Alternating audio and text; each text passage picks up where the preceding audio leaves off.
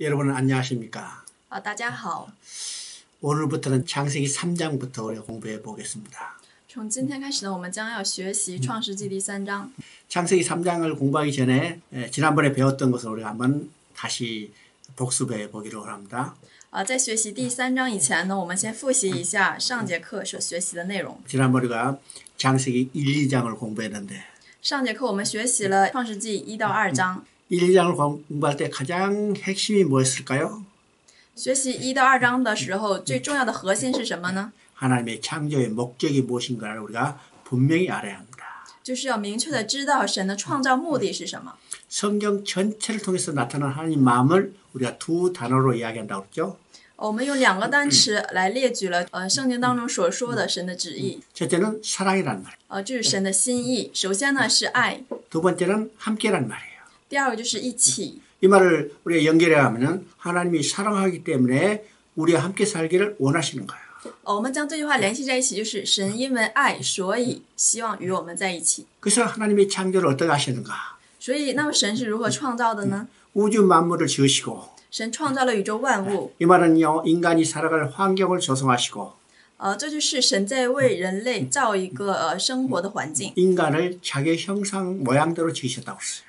然后神说，按照自己的形象创造了人类。 자기 모양, 자기 형상대로 지었다는 것은 인격적인 교제가 가능한 대상으로 지었다는 거죠. 神造的人类是带有人格性的。 그럼 하나님이 지으신 우주 만물 가운데 자기 형상대로 지은 인간을 두시고 然后神将他按照他的形象所创造的人类放到了他所创造的环境当中。 함께 살면서 기쁨하며 즐거움며 그의 영광을 드러내는 것. 然后神与人同住同喜乐，最后人将喜乐献给神。 이것이 하나님의 창조의 목적이고 이것을 다른 말로 하면 하나님의 안식이라고 그랬어요. 这就是神的创造目的，用其他话说就是安息。 하나님께서 자기 형상대로 지은 인간과 영원히 함께 살기를 원하셨어요. 神愿意与他所造的人类永远的一同生活在一起。 그래서 하나님께서 영원히 함께 살기 위해서 하나의 약속을 주셨는데요. 所以神赐下了应许，就是要与人类永远的生活在一起。 이것이 창세기 2장 17절입니다. 这就是创世纪2章17节的内容。 창세기 2장 17절은 어떻게 되어 있어요? 创世纪2章17节说什么呢？ 동산 중앙에 있는 선악을 알게 하는 나무의 열매를 먹으면 반드시 죽으리라고 했어요. 2章17节说，只是分别善恶树上的果子你们不可吃，你们吃的日子必定死。 우리가 이제 이것을 일반적으로 금지 명령이라고 이야기하지만 一般呢，我们将这个称为是禁令。 그러면 하나님께서 왜 이 말씀을 주셨는가를 우리가 생각해 봐야죠. 那么我们就来思想，神为什么赐给我们这样的话语呢？ 하나님께서 인간과 영원히 함께 살기를 위해서 주신 약속이에요. 这是神愿与人类永远同住在一起的一个应许。 이 말은요 문자적으로 해석하면 먹으면 반드시 죽으라고 말했지만 虽然按照字义来看的话是你们吃的日子必定死。 이 말을 반대로 이야기하면 먹지 않으면 영원히 함께 사는 거예요.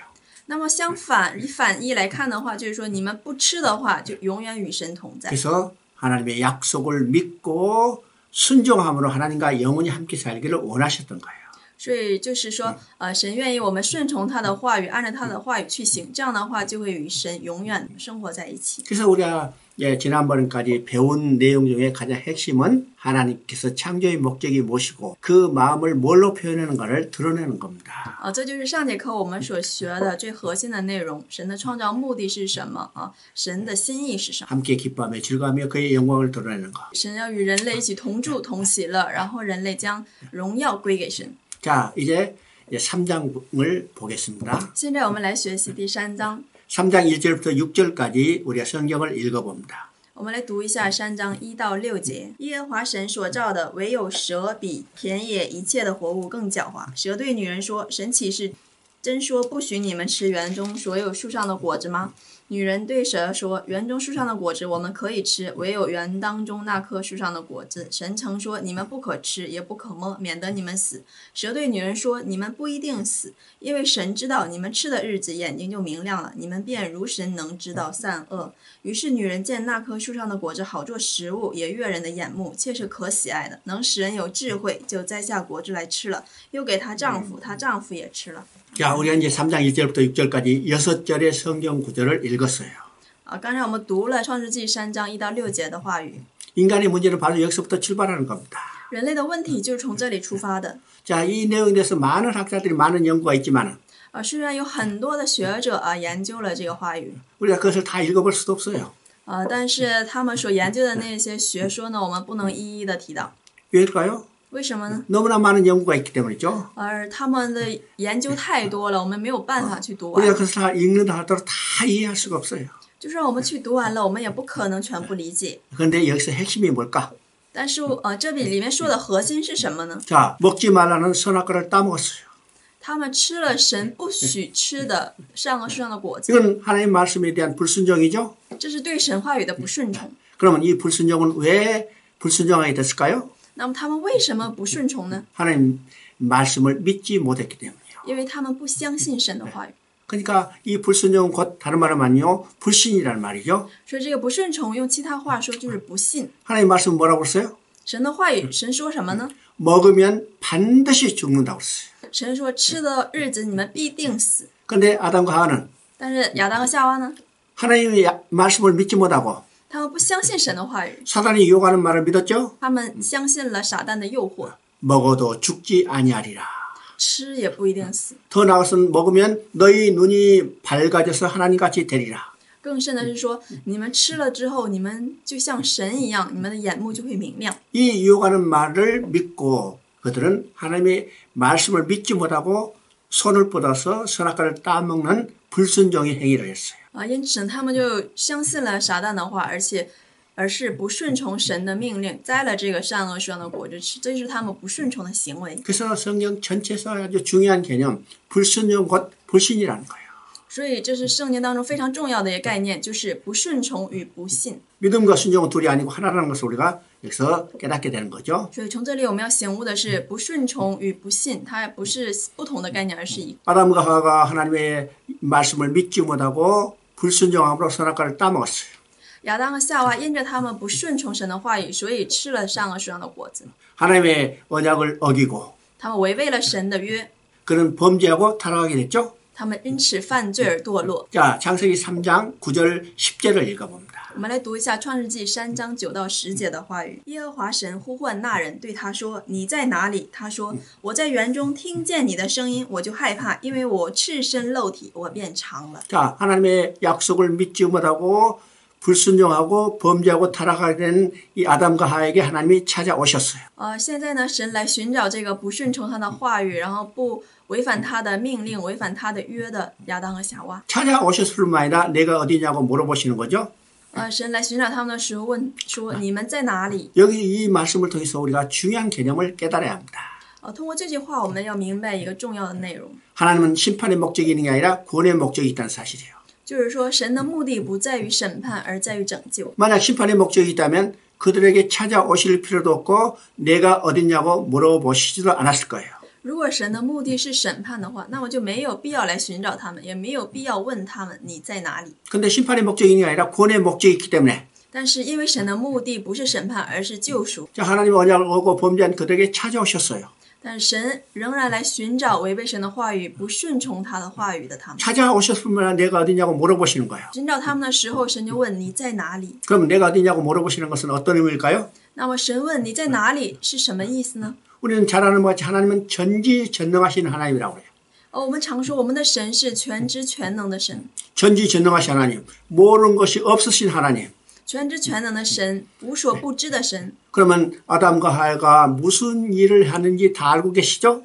所以我们的神他知道亚当和夏娃所做的一切， 그들이 어디 숨어 있는지도 다 알고 계시는 하나님이에요. 我们的神也知道他们躲藏在哪里。 그런데 그 하나님께서 그들에게 찾아오셔서 내가 어디냐고 물어보시는 거예요. 但是神竟然来寻找他们，还问他们你在哪里？ 그러면 그 하나님 마음은 어떤 것이에요? 那么我们的神的心是什么样的呢？ 비록 하나님의 언약을 어기고 범죄했지만 虽然他们违背了神的话语，违背了神的约， 그들이 회개하고 돌아오기를 원하시는 하나님의 궁일의 마음이에요.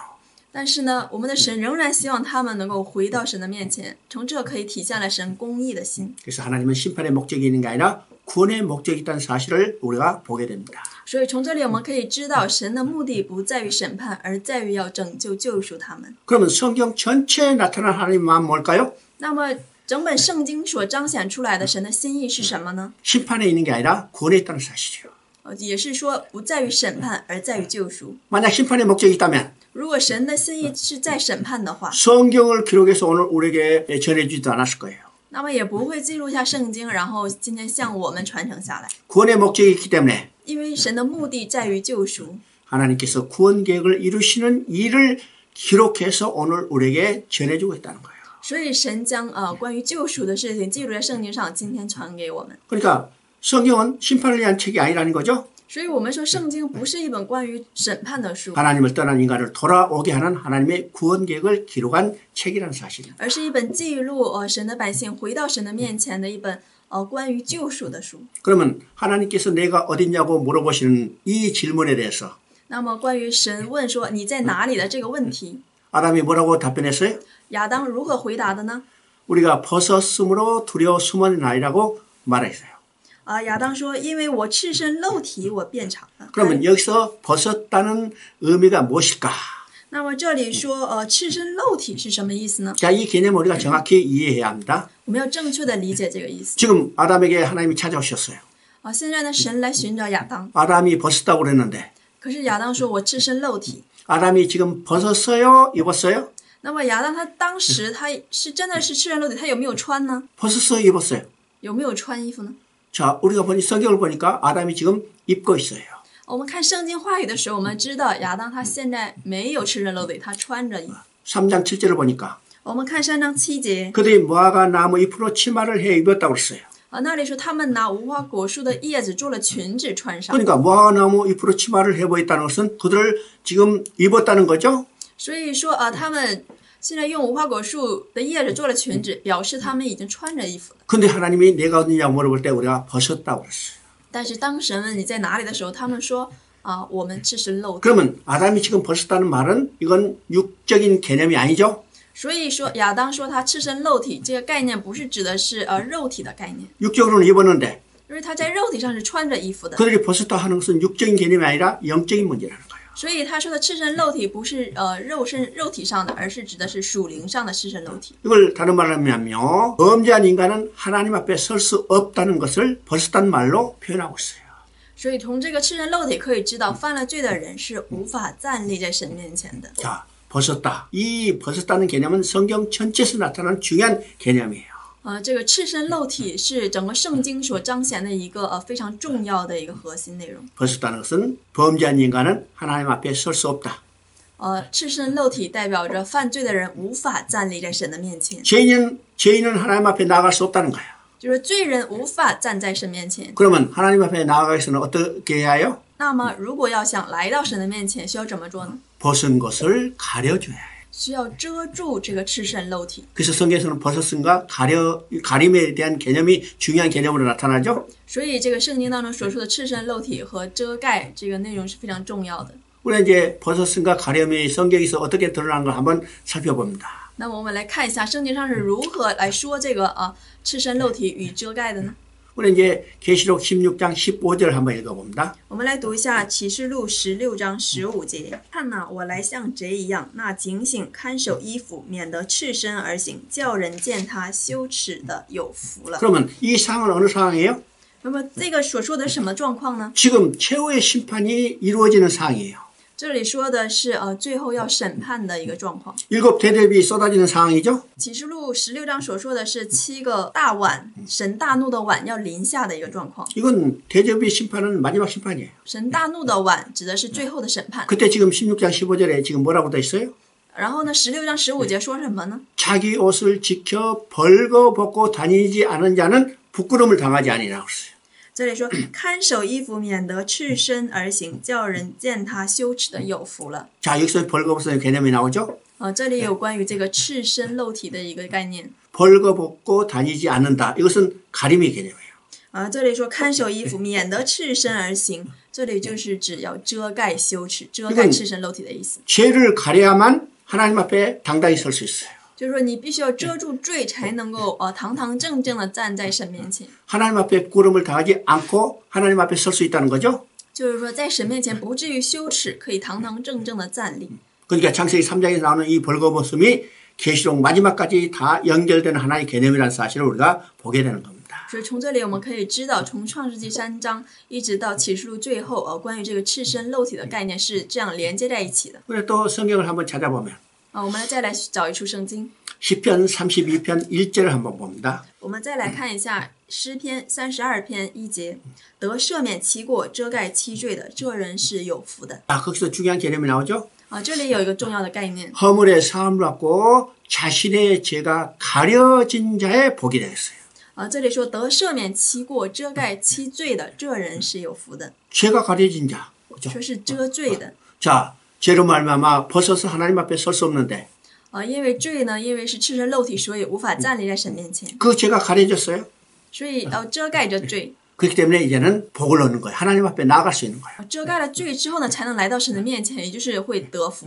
그래서 이제 이 벗었다는 개념이 어떤 것인가를 우리가 정확히 이해를 해야 성경을 제대로 이해할 수 있습니다. 所以我们要正确的理解了关于赤身肉体的这个概念，我们才能够正确的理解整本圣经。 그래서 아담이 벗었으므로 두려웠음을 따왔어요. 所以这里说，亚当因着赤身肉体，他就害怕来到神面前， 하나님은 언약을 어기고 범죄했기 때문에 하나님 앞에 나아갈 수 없다는 거죠. 因为他违背了神的律法，违背了神的约，所以无法来到神的面前。 그래서 하나님 앞에 쫓겨나는 겁니다. 3장 24절 읽어봅니다. 所以亚当被赶出在神面前。我们读一下3章24节。于是把他赶出去了，又在伊甸园的东边安设基路伯和四面转动发火焰的剑，要把守生命树的道路。 자, 거기서 쫓겨난다는 말이 나오죠. 这里说把他赶出去了， 그러면 범죄하고 하나님 앞에 쫓겨났다. 所以我们说犯罪的人被赶出神的面前。 왜 하나님은요 아담과 하와를 쫓아낼 수밖에 없었을까요? 为什么神不得不把亚当和夏娃赶出伊甸园呢？ 이 성경적 이유를 우리가 정확히 이해해야 하나님의 마음을 우리가 정확히 알 수 있습니다. 我们需要正确的理解圣经的话语，我们才能够正确的理解神的心意是什么。 자, 선악과를 따먹었기 때문에 쫓아냈다. 我们说是因为他们摘吃了这个善恶树的果子，所以神把他们赶出去了。 우리가 그 정도로만 이해하면 하나님을 아주 비정한 하나님으로 이해할 수 있어요. 如果我们这样理解的话，那么我们就会认为神是非公义的神，神是非常恶的神。 야, 선악과나 따먹는데 그냥 쫓아냈을까? 就摘吃了一个善恶树的果子，然后就把我们赶出去了。 그렇게만 이야기하면 비정한 하나님으로 이야기할 수 있죠? 对，我们这样想的话，就会把神想成是一个比较坏的神。 그러면 선악과를 따먹은 그들이 왜 하나님 앞에 쫓겨날 수밖에 없을까?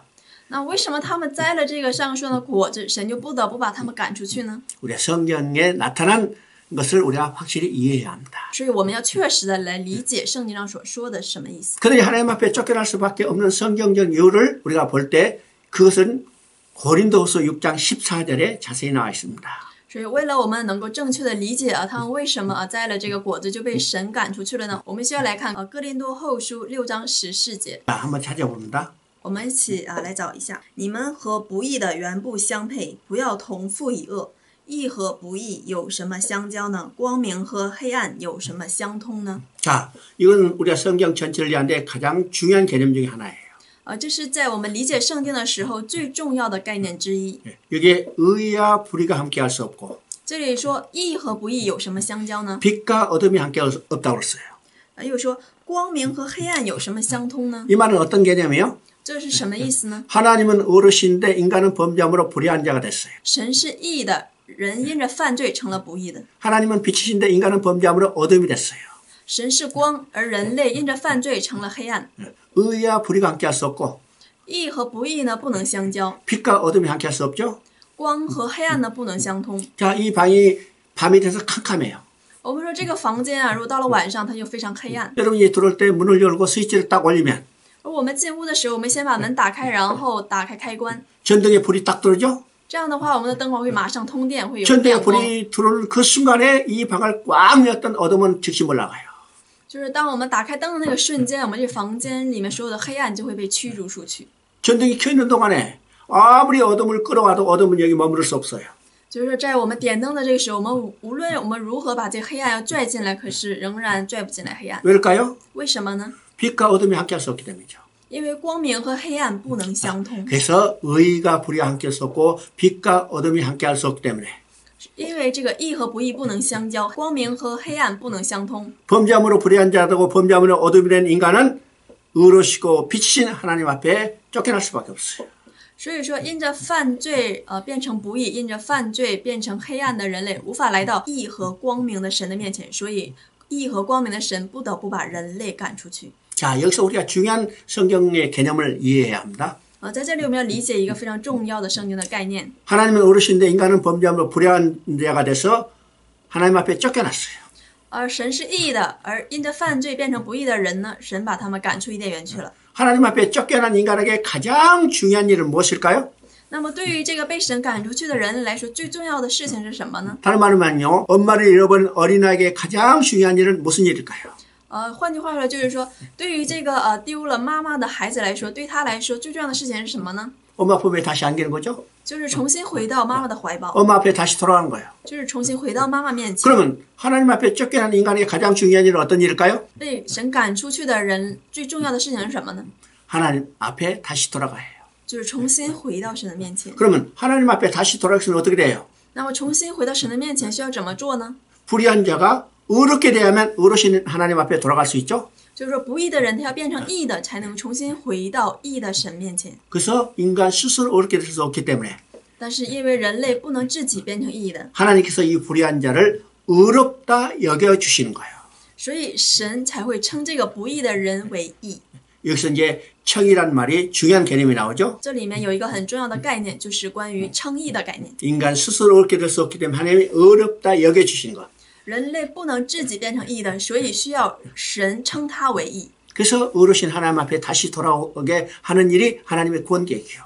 所以使这个不义的人重新回到神的面前，就是神的救赎计划。 그래서 이게 우리가 의롭다는 말을 많이 쓰고 있지만 虽然我们经常听到有关于这个称义的内容， 그 개념이 무엇인가를 우리가 정확히 이해해야 해요. 但是它的概念是什么呢？需要我们正确的来理解。 의롭게 됐다.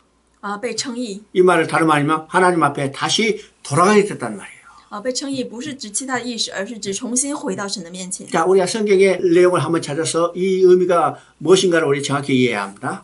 我们来找一下圣经当中关于称义的内容，这样的话我们就能正确的理解。 로마서 5장 1절 2절 한번 읽어봅니다. 我们来找一下罗马书5章1到2节，找到我们一起来读。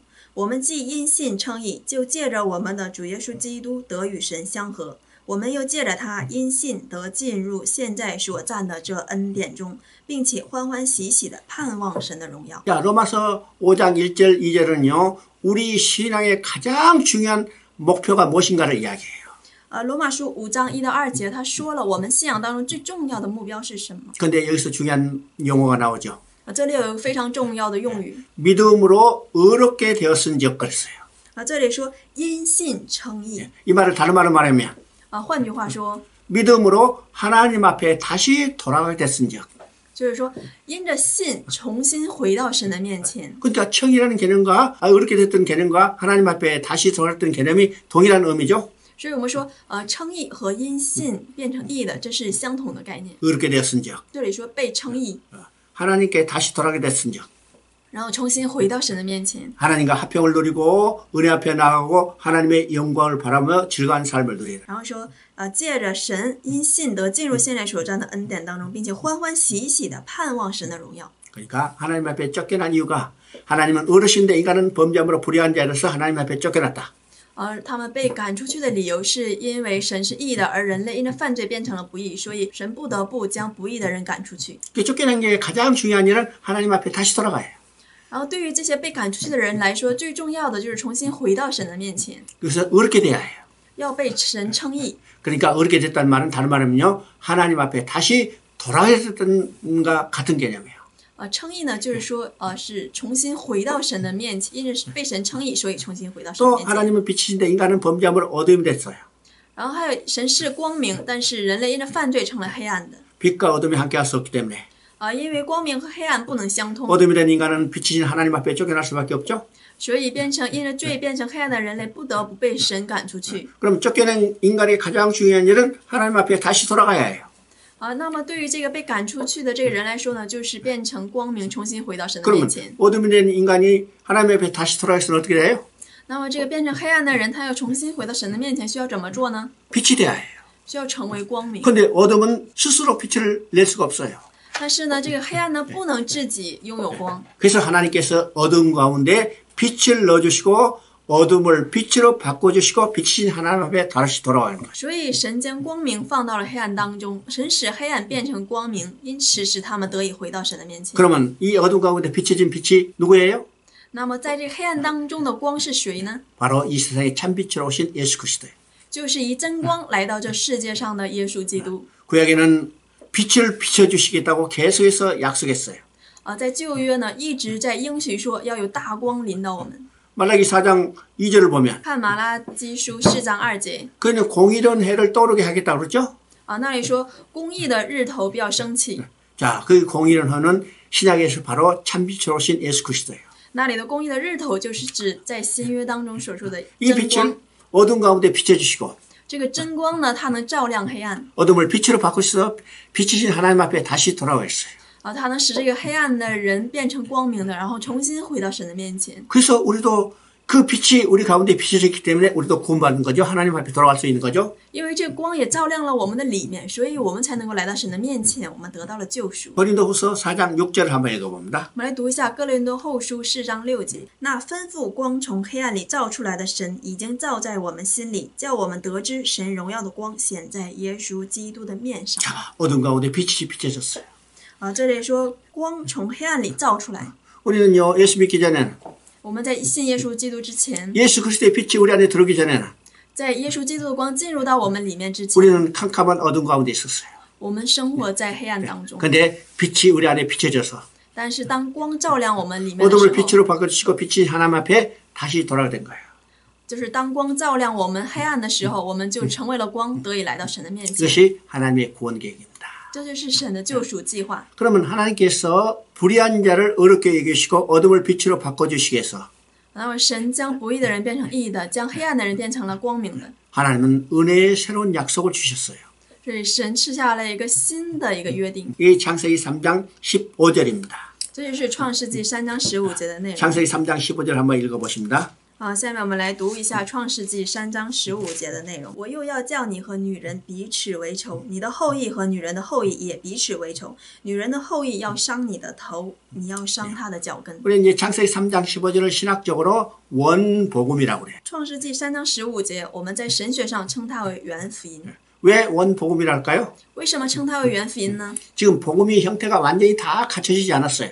因为这个时候的福音还没有完全的形成。 근데 이 원복음을 주심으로 이것을 점점점 계시를 발전시켜 나가는 것이 성경의 이야기이기 때문이죠. 但是因为给了这个原福音，所以这个正式的福音呢，就慢慢的就形成了。 우리는 이제 지난 시간에 성경의 세 가지 비유를 이야기했습니다. 在上节课我们学习了这个以3个比喻来形容圣经。 성경은 초상화를 그려가는 과정으로 우리가 비유했어요. 首先呢，我们比喻圣经是在画这个抽象画的一个进程。 초상화를 그릴 때는 점을 하나 찍죠. 首先画肖像画的时候，我们会先画一个点。 그 점을 기점으로 해서 점점 시간이 지날수록 뚜렷하니 누구가 그린 것을 확실하게 드러내는 거예요.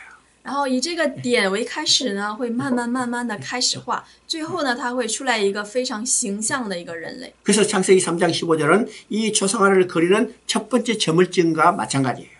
所以我们说这个创世纪3章15节呢，它就好像是画抽象画时候的这个点一样。 이 점을 찍을 때는 무엇을 그릴지 정확히 알 수 없죠.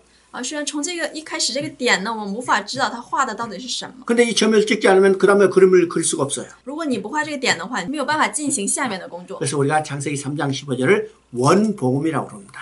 所以我们称创世纪3章15节为原福音。 그러면 이 원복음의 핵심은 뭘까? 那我们原福音的核心是什么呢？ 여자의 후손을 보내주시겠다는 내용이에요.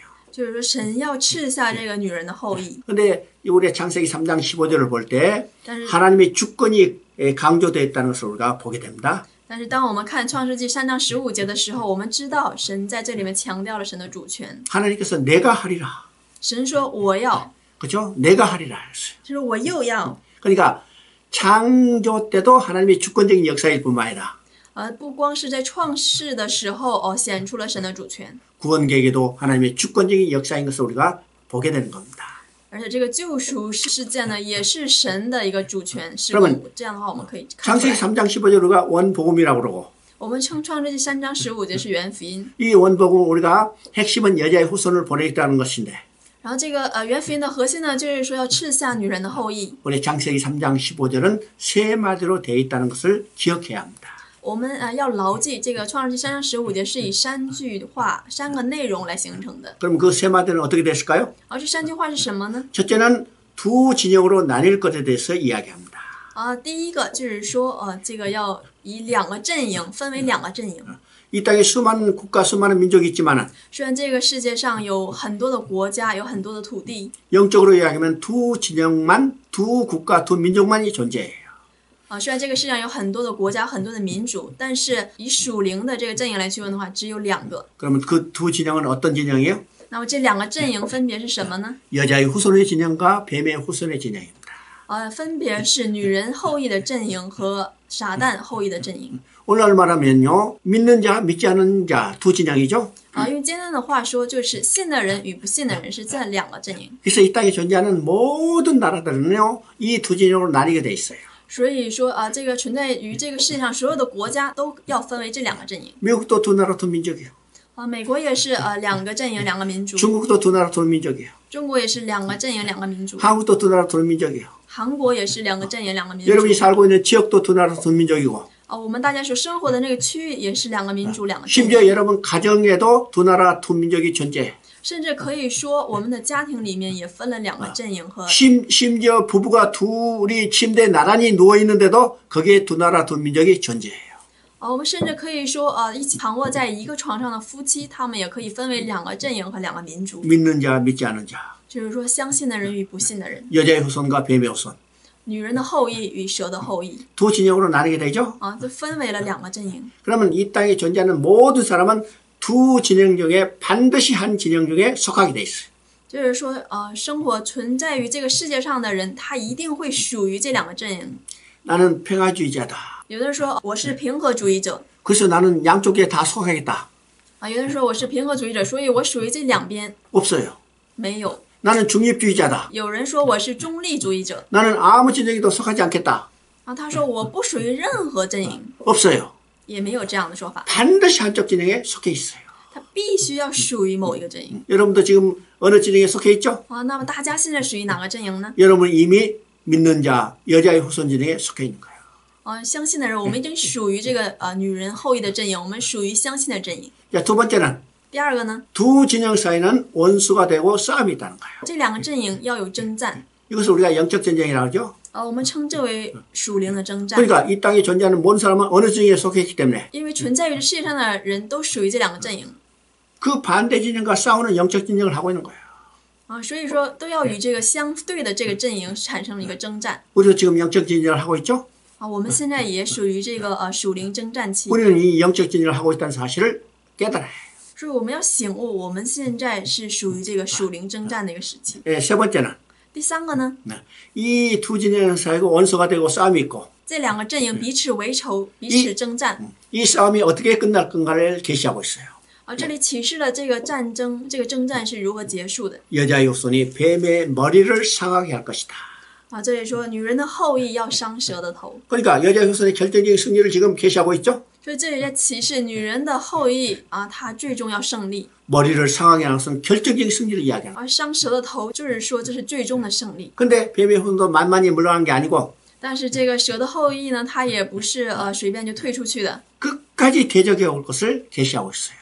这里启示说蛇的后裔他也要征战到底。 그래서 여자의 후손의 발꿈치를 상하게 할 것이라고 그러죠. 所以这里说他要伤这个女人后裔的脚跟。 머리를 상하는 것은 결정적인 타격이지만은 虽然我们说伤头这个是绝对的胜利， 발꿈치를 상하는 것은 결정적인 타격은 될 수 없죠. 但是这个伤脚跟呢，它不是绝对性的胜利。 그래서 그래도 발꿈치 상하면 아파요, 괴로워요.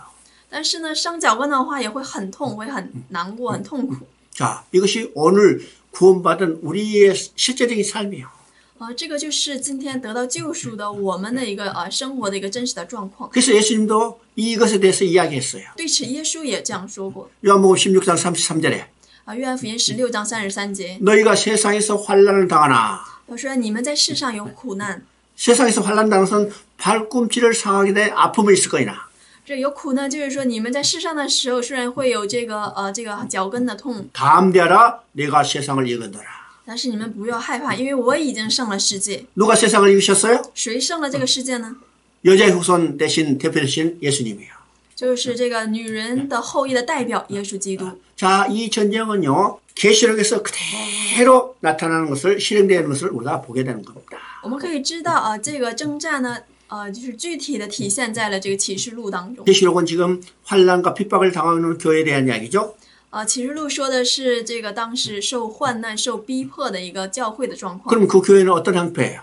那么那个教会的状况是什么样的呢？ 지금 로마의 핍박을 당하고 있는 거예요.